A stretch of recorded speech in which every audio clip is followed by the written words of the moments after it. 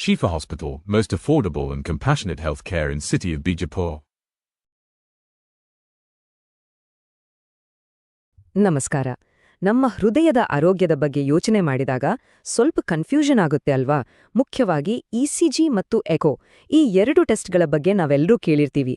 ಒಂದನ್ನ ಹೃದಯದ wiring check ಅಂದ್ರೆ, ಇನ್ನೊಂದನ್ನ ಅದರ ಪ್ಲಂಬಿಂಗ್ ಚೆಕ್ ಅಂತಾರೆ. ಅಂದ್ರೆ ಏನಿವೆರಡರ ವ್ಯತ್ಯಾಸ? ಯಾಕೆ ಎರಡೂ ಇಂಪಾರ್ಟೆಂಟ್? ಬನ್ನಿ ಇದನ್ನ ಸರಳವಾಗಿ ಅರ್ಥ ಮಾಡ್ಕೊಳ್ಳೋಣ. ನೋಡಿ, ಇದೊಂದು ತುಂಬಾನೇ ಕಾಮನ್ ಆಗಿ ಕೇಳಿ ಬರುವ ಪ್ರಶ್ನೆ. ಡಾಕ್ಟರ್ ಹಬೀಬುಲ್ಲಾ ಅತ್ತಾರ್ ಅವ್ರು ಹೇಳ್ತಾರೆ, ಅವ್ರ ರೋಗಿಗಳು ಪ್ರತಿದಿನ ಇದನ್ನೇ ಕೇಳ್ತಾರಂತೆ. ಡಾಕ್ಟ್ರೇ, ನನ್ನ ಇಸಿಜಿ ರಿಪೋರ್ಟ್ ನಾರ್ಮಲ್ ಇದೆ, ಆದ್ರೂ ಯಾಕೀಗ ಮತ್ತೆ ಎಕೋ ಸ್ಕ್ಯಾನ್ ಮಾಡಿಸ್ಬೇಕು ಅಂತಿದ್ದೀರಾ? ನಿಜ ತಾನೇ? ಇದು ಕೇಳಲೇಬೇಕಾದ ಪ್ರಶ್ನೆನೇ. ಹೌದು, ಹೃದಯದ ಟೆಸ್ಟ್ಗಳ ಬಗ್ಗೆ ಈ ತರಹದ ಗೊಂದಲ ತುಂಬಾ ಜನರಿಗೆ ಇರುತ್ತೆ. ಸರಿ, ಹಾಗಾದ್ರೆ ಬನ್ನಿ ಈ ಗೊಂದಲವನ್ನ ಒಟ್ಟಿಗೆ ಕ್ಲಿಯರ್ ಮಾಡ್ಕೊಳ್ಳೋಣ. ಸರಿ, ಇದನ್ನ ಅರ್ಥ ಮಾಡ್ಕೊಳ್ಳಕ್ಕೆ ಒಂದು ಸಿಂಪಲ್ ಉದಾಹರಣೆ ತಗೊಳ್ಳೋಣ. ನಮ್ಮ ಹೃದಯನ ಒಂದು ಕಾರ್ ಇಂಜಿನ್ ಅಂತ ಅನ್ಕೊಳ್ಳೋಣ.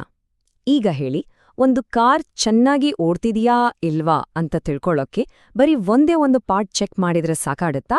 ಖಂಡಿತ ಇಲ್ಲ ಅಲ್ವಾ? ನೋಡಿ, ಕಾರ್ ಇಂಜಿನಲ್ಲಿ ಸ್ಪಾರ್ಕ್ ಪ್ಲಗ್ ಸರಿಗೆ ಫೈರ್ ಆಗ್ತಿದ್ಯಾ ಅಂತ ನೋಡೋದು, ಅದು ಇಸಿಜಿ ಟೆಸ್ಟ್ ಇದ್ದ ಹಾಗೆ. ಇದು ಎಲೆಕ್ಟ್ರಿಕಲ್ ವಯರಿಂಗ್ ಅನ್ನ ಚೆಕ್ ಮಾಡುತ್ತೆ. ಹಾಗೆಯೇ ಪಿಸ್ಟನ್ಗಳ ತರಹ ಮೆಕ್ಯಾನಿಕಲ್ ಪಾರ್ಟ್ಸ್ ಎಲ್ಲ ಸರಿಗೆ ಮೂವ್ ಆಗ್ತಿದ್ಯಾ ಅಂತ ನೋಡೋದಿದೆಯಲ್ಲ, ಅದುವೇ ಇಕೋ ಟೆಸ್ಟ್. ಅದು ಪಂಪ್ ಹೇಗೆ ಕೆಲಸ ಮಾಡ್ತಿದೆ ಅಂತ ನೋಡುತ್ತೆ. ಇದೇ ರೀತಿ ನಮ್ಮ ಹೃದಯನೇ ಆ ಇಂಜಿನ್. ಅದರ ಕಂಪ್ಲೀಟ್ ಹೆಲ್ತ್ ತಿಳ್ಕೋಬೇಕು ಅಂದ್ರೆ ನಾವು ಅದರ ವೈರಿಂಗ್ ಮತ್ತು ಪಂಪ್ ಎರಡನ್ನೂ ಟೆಸ್ಟ್ ಮಾಡಲೇಬೇಕು. ಸರಿ, ಹಾಗಾದ್ರೆ ಮೊದಲು ಅದರ ವೈರಿಂಗ್ ಅಂದ್ರೆ ಇಸಿಜಿ ಬಗ್ಗೆನೇ ಮಾತಾಡೋಣ. ಮೊದಲಿಗೆ ಇಸಿಜಿ ಅಂದ್ರೆ ಹೃದಯದ ಎಲೆಕ್ಟ್ರಿಕಲ್ ವೈರಿಂಗ್ ಚೆಕ್. ಇದು ಹಾರ್ಟ್ ಹೆಲ್ತ್ ಚೆಕ್ಗಳಲ್ಲಿ ತುಂಬಾನೇ ಬೇಸಿಕ್ ಆದ ಒಂದು ಟೆಸ್ಟ್. ಹಾಗಾದ್ರೆ ಇಸಿಜಿ ಅಂದ್ರೆ ಎಕ್ಸಾಕ್ಟ್ ಆಗಿ ಏನು? ಎಲೆಕ್ಟ್ರೋಕಾರ್ಡಿಯೋಗ್ರಾಮ್, ಶಾರ್ಟ್ ಆಗಿ ಇಸಿಜಿ ಅಂತೀವಿ.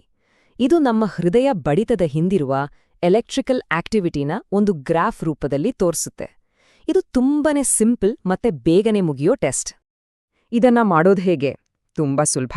ನಮ್ಮೆದೆ ಕೈಕಾಲುಗಳ ಮೇಲೆ ಚಿಕ್ಕ ಸ್ಟಿಕ್ಕರ್ ತರ ಪ್ಯಾಚ್ಗಳನ್ನ ಅಂಟಿಸ್ತಾರೆ. ಅದನ್ನೇ ಎಲೆಕ್ಟ್ರೋಡ್ಸ್ ಅನ್ನೋದು. ಆಮೇಲೆ ಜಸ್ಟ್ 5 ನಿಮಿಷದಲ್ಲಿ ಹೃದಯದ ಎಲೆಕ್ಟ್ರಿಕಲ್ ಆಕ್ಟಿವಿಟಿನ ರೆಕಾರ್ಡ್ ಮಾಡ್ಕೊಳ್ತಾರೆ. ಇದರಲ್ಲಿ ಸ್ವಲ್ಪನೂ ನೋವಿಲ್ಲಲ್ಲ, ಏನೂ ಇಲ್ಲ. ಸರಿ, ಈ ಇಸಿಜಿಯಿಂದ ಡಾಕ್ಟರ್ಗಳಿಗೆ ಏನೆಲ್ಲ ಗೊತ್ತಾಗುತ್ತೆ ಗೊತ್ತಾ? ಮೊದಲನೇದಾಗಿ ಹಾರ್ಟ್ ರೇಟ್, ಅಂದ್ರೆ ಹೃದಯದ ಬಡಿತ ಫಾಸ್ಟ್ ಇದೆಯಾ ಸ್ಲೋ ಇದೆಯಾ ಅಂತ. ಎರಡನೇದು ರಿದಮ್, ಅಂದ್ರೆ ಬಡಿತ ಸ್ಟೆಡಿ ಆಗಿದೆಯಾ ಅಥವಾ ಹೆಚ್ಚು ಕಮ್ಮಿ ಆಗ್ತಿದೆಯಾ ಅಂತ. ಇನ್ನು ಆ ಕ್ಷಣದಲ್ಲಿ ಹಾರ್ಟ್ ಅಟ್ಯಾಕ್ ಆಗ್ತಿರೋ ಲಕ್ಷಣಗಳಿದೆಯಾ ಅಥವಾ ಕೆಲವೊಮ್ಮೆ ಹಿಂದೆ ಯಾವತ್ತೋ ಆಗಿ ಹೋಗಿರೋ ಡ್ಯಾಮೇಜ್ನ ಕುರುಹುಗಳಿದೆಯಾ ಅನ್ನೋದನ್ನು ಇದು ತೋರಿಸ್ಕೊಡುತ್ತೆ. ಆದರೆ ಇಲ್ಲಿ ಒಂದು ದೊಡ್ಡ ಲಿಮಿಟೇಷನ್ ಇದೆ, ಅದನ್ನ ಅರ್ಥ ಮಾಡ್ಕೊಳ್ಬೇಕು. ಇಸಿಜಿ ಅನ್ನೋದು ಒಂದು ಸ್ನ್ಯಾಪ್ಶಾಟ್ ತರ ಅಷ್ಟೇ, ಅಂದ್ರೆ ಆ ಕ್ಷಣದ ಫೋಟೋ. ಇದರರ್ಥ ಏನು ಅಂದ್ರೆ, ರಕ್ತನಾಳದಲ್ಲಿ ಬ್ಲಾಕೇಜ್ ಇದ್ರೂ ಸಹ ಆ ಟೆಸ್ಟ್ ಮಾಡೋ ಟೈಮಲ್ಲಿ ನೋವಿಲ್ಲ ಅಂದ್ರೆ ಇಸಿಜಿ ರಿಪೋರ್ಟ್ ಪಕ್ಕಾ ನಾರ್ಮಲ್ ಅಂತಾನೆ ಬರ್ಬೋದು. ನೋಡಿ, ಇದೇ ಕಾರಣಕ್ಕೆ ಇಸಿಜಿ ಒಂದೇ ಸಾಲ್ದು ಅಂತ ಹೇಳೋದು. ಸರಿ, ಈಗ ಇಂಜಿನ್ನ ಇನ್ನೊಂದು ಅಷ್ಟೇ ಇಂಪಾರ್ಟೆಂಟ್ ಪಾರ್ಟ್ ಕಡೆ ಗಮನ ಕೊಡೋಣ. ಅದೇ ಮೆಕ್ಯಾನಿಕಲ್ ಪಾರ್ಟ್ಸ್, ಅಂದ್ರೆ ನಮ್ಮ ಹೃದಯದ ಪಂಪ್. ಇದನ್ನ ಚೆಕ್ ಮಾಡೋಕೆ ನಾವು ಎಕೋ ಟೆಸ್ಟ್ನ ಬಳಸ್ತೀವಿ. ಎಕೋ ಅಥವಾ ಎಕೋಕಾರ್ಡಿಯೋಗ್ರಾಮ್ ಅಂದ್ರೆ ಸಿಂಪಲ್ ಆಗಿ ಹೇಳೋದಾದ್ರೆ ಇದು ಹಾರ್ಟ್ನ ಅಲ್ಟ್ರಾಸೌಂಡ್ ಸ್ಕ್ಯಾನ್. ಎಲ್ರಿಗೂ ಗೊತ್ತಿರುವ ಹಾಗೆ ಗರ್ಭಿಣಿಯರಿಗೆ ಮಗು ಹೇಗಿದೆ ಅಂತ ನೋಡಕ್ಕೆ ಮಾಡ್ತಾರಲ್ಲ ಸ್ಕ್ಯಾನ್, ಇದು ಅದೇ ತರಹ.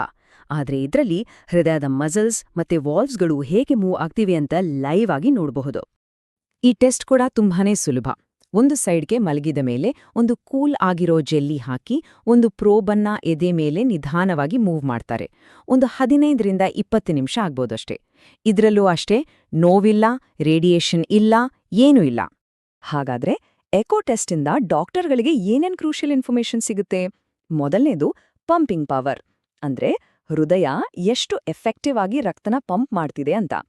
ಎರಡನೇದು ಹಾರ್ಟ್ ವಾಲ್ಸ್, ಹೃದಯದ 4 ಡೋರ್ಗಳ ತರ ಇವೆಯಲ್ಲ, ಅವು ಸರಿಯಾಗಿ ಓಪನ್ ಆಗ್ತಿವ್ಯಾ ಅಥವಾ ಲೀಕ್ ಆಗ್ತಿವ್ಯಾ ಅಂತ. ಮೂರನೇದು ಹಾರ್ಟ್ ಮಸಲ್, ಅಂದ್ರೆ ಹೃದಯದ ಸ್ನಾಯು, ಹೈ ಬಿಪಿಯಿಂದ ದಪ್ಪ ಆಗಿದ್ಯಾ ಅಥವಾ ಹಳೆ ಅಟ್ಯಾಕಿಂದ ತೆಳುವಾಗಿದ್ಯಾ ಅಂತ. ಕೊನೆಗೆ ಹೃದಯದೊಳಗೆ ಬ್ಲಡ್ ಕ್ಲಾಟ್ ಆಗಿದ್ಯಾ ಅಥವಾ ಅದರ ಸುತ್ತ ನೀರ್ ತುಂಬಿಕೊಂಡಿದ್ಯಾ. ಈ ತರದ ತುಂಬಾನೇ ಇಂಪಾರ್ಟೆಂಟ್ ಡೀಟೇಲ್ಸ್ ಗೊತ್ತಾಗುತ್ತೆ. ಈಗ ನಮಗೆ ಇಸಿಜಿ ಮತ್ತು ಎಕೋ ಎರಡರ ಬಗ್ಗೆನೂ ಗೊತ್ತಾಯ್ತು. ಒಂದು ಹೃದಯದ ವೈರಿಂಗ್ ನೋಡಿದ್ರೆ ಇನ್ನೊಂದು ಅದರ ಪ್ಲಂಬಿಂಗ್ ನೋಡುತ್ತೆ. ಇವೆರಡನ್ನೂ ಒಟ್ಟಿಗೆ ಸೇರಿಸಿದಾಗ ಮಾತ್ರನೇ ನಮಗೆ ಹಾರ್ಟ್ನ ಒಂದು ಕಂಪ್ಲೀಟ್ ಪಿಕ್ಚರ್ ಸಿಗೋದು. ಹಾಗಾದ್ರೆ ಮೂಲ ಪ್ರಶ್ನೆಗೆ ವಾಪಸ್ ಬರೋಣ. ಯಾಕೆ ಒಬ್ರಿಗೆ ಈ ಎರಡೂ ಟೆಸ್ಟ್ಗಳು ಬೇಕು? ಬನ್ನಿ ಇದನ್ನ ಇನ್ನೊಂದು ಸಿಂಪಲ್ ಉದಾಹರಣೆ ಜೊತೆ ಅರ್ಥ ಮಾಡ್ಕೊಳ್ಳೋಣ. ಒಂದು ಮನೆನ ಇಮ್ಯಾಜಿನ್ ಮಾಡ್ಕೊಳ್ಳಿ. ಇಸಿಜಿ ಟೆಸ್ಟ್ ಅನ್ನೋದು ಆ ಮನೆಯ ವೈರಿಂಗ್ ಚೆಕ್ ಮಾಡಿದ ಹಾಗೆ. ಅಂದ್ರೆ ಲೈಟ್ ಸ್ವಿಚ್ಗಳೆಲ್ಲ ವರ್ಕ್ ಆಗ್ತಿದ್ಯಾ, ಕರೆಂಟ್ ಸಿಸ್ಟಮ್ ಓಕೆ ಇದೆಯಾ ಅಂತ. ಅದೇ ರೀತಿ ಎಕೋ ಟೆಸ್ಟ್ ಅನ್ನೋದು ಮನೆಯ ಸ್ಟ್ರಕ್ಚರ್ ಚೆಕ್ ಮಾಡಿದ ಹಾಗೆ. ಗೋಡೆಗಳೆಲ್ಲ ಸ್ಟ್ರಾಂಗ್ ಆಗಿದೆಯಾ, ಪೈಪ್ಗಳು ಎಲ್ಲಾದ್ರೂ ಲೀಕ್ ಆಗ್ತಿದೆಯಾ ಅಂತ ನೋಡಿದ ಹಾಗೆ. ಸೊ ಪಾಯಿಂಟ್ ಏನಪ್ಪಾ ಅಂದ್ರೆ, ಮನೆಯ ವೈರಿಂಗ್ ಪರ್ಫೆಕ್ಟ್ ಆಗಿರಬಹುದು, ಆದ್ರೆ ಅದೇ ಮನೆಯ ಮೇಲ್ಛಾವಣಿ ಸೋರ್ತಿರಬಹುದು ಅಲ್ವಾ? ಅದೇ ಥರ ಒಬ್ಬರ ಇಸಿಜಿ ನಾರ್ಮಲ್ ಅಂತ ಬಂದಿದ್ರೂ ಸಹ ಎಕೋದಲ್ಲಿ ದೊಡ್ಡ ಸಮಸ್ಯೆ ಕಾಣಿಸ್ಕೊಳ್ಬಹುದು. ಅಥವಾ ಉಲ್ಟಾ ಕೂಡ ಆಗ್ಬಹುದು. ಎಕೋ ನಾರ್ಮಲ್ ಇದ್ದು ಇಸಿಜಿಯಲ್ಲಿ ಪ್ರಾಬ್ಲಮ್ ಇರಬಹುದು. ಹಾಗಾದ್ರೆ ಯಾರೆಲ್ಲ ಈ ಚೆಕಪ್ ಮಾಡಿಸ್ಕೋಬೇಕು? ಸಾಮಾನ್ಯವಾಗಿ 35 ವರ್ಷ ದಾಟಿದ ಪ್ರತಿಯೊಬ್ರು ಒಂದು ಬೇಸ್ಲೈನ್ ಚೆಕ್ ಆಗಿ ಮಾಡಿಸೋದು ತುಂಬಾನೇ ಒಳ್ಳೇದು. ಅದರಲ್ಲೂ ಹೈ ಬಿಪಿ ಇರೋರು, ಡಯಾಬಿಟೀಸ್ ಇರೋರು, ಸ್ವಲ್ಪ ನಡೆದ್ರೇನೆ ಸುಸ್ತಾಗುತ್ತೆ, ಉಸಿರು ಕಟ್ಟಿದಾಗೆ ಆಗುತ್ತೆ ಅನ್ನೋರು, ಮತ್ತೆ ಫ್ಯಾಮಿಲಿ ಹಿಸ್ಟ್ರಿಯಲ್ಲಿ ಹಾರ್ಟ್ ಪ್ರಾಬ್ಲಮ್ಸ್ ಇರೋರು ಖಂಡಿತವಾಗಿಯೂ ಈ ಪರೀಕ್ಷೆಗಳನ್ನ ಮಾಡಿಸ್ಕೊಳ್ಳೇಬೇಕು. ಈ ನಂಬರ್ ನೋಡಿ, 1,00,000. ನಮ್ಮ ಹೃದಯ ಒಂದು ದಿನಕ್ಕೆ ರೆಸ್ಟೇ ಇಲ್ದೆ ಸುಮಾರು 1,00,000 ಸಲ ಬಡ್ದುಕೊಳ್ಳುತ್ತೆ. ಅಬ್ಬಬ್ಬಾ! ಅಂತಹ ಒಂದು ಇಂಪಾರ್ಟೆಂಟ್ ಅಂಗಕ್ಕೆ ವರ್ಷಕ್ಕೆ ಒಂದು ಸರಿ ಕೇವಲ ಒಂದು 20 ನಿಮಿಷ ಟೈಮ್ ಕೊಡೋದು ದೊಡ್ಡ ವಿಷಯವೇನಲ್ಲ ಅಲ್ವಾ? ಕೊನೆಗೆ ಒಂದೇ ಮಾತು, ನಮ್ಮ ಹೃದಯದ ಮಾತನ್ನ ನಾವು ಕೇಳಿದ್ರೆ ಅದು ನಮ್ಗೋಸ್ಕರ ಬಡಿತಾನೇ ಇಡುತ್ತೆ. ಏನಾದ್ರೂ ನೋವು ಬರ್ಲಿ ಆಮೇಲ್ ನೋಡೋಣ ಅಂತ ಕಾಯೋದು ಬೇಡ. ಒಂದು ಸಿಂಪಲ್ ಇಸಿಜಿ ಮತ್ತೆ ಎಕೋ ಟೆಸ್ಟ್ ಮುಂದೆ ಎಷ್ಟೋ ವರ್ಷಗಳ ನಂತರ ಬರಬಹುದಾದ ದೊಡ್ಡ ಸಮಸ್ಯೆಯನ್ನ ಇವತ್ತೇ ಪತ್ತೆ ಹಚ್ಚಬಹುದು.